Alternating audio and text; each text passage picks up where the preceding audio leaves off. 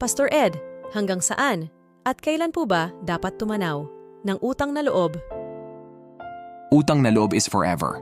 Kung yung tumulong sa iyo noon ay 1. Patuloy pa ring tumutulong sa iyo. 2. Hindi ka pa naman nakakabayad o nakakapagsukli ng kabutihan o kaunti pa lang na ibabayad mo. 3. Patuloy na mabuti sa iyo kahit nagbabayad-bayad ka. Part. Hindi na nakatutulong sa iyo pero wala namang ginawang major masama sa iyo. So, sa balance, may utang ka pa rin. Utang na loob is not forever kung 1. Ang dami mo nang naibayad, tapos may ginawa o nagawa ng masama o pang-aabuso sa iyo ang concerned. 2.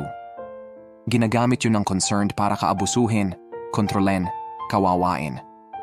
Magsukli ka ng marami, then move on.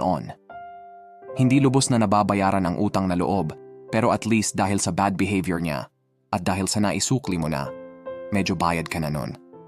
Pwede nang mag-goodbye. This is just an AI voice. I'm just reading Pastor Ed Lapis' teachings. Thank you. God bless us all.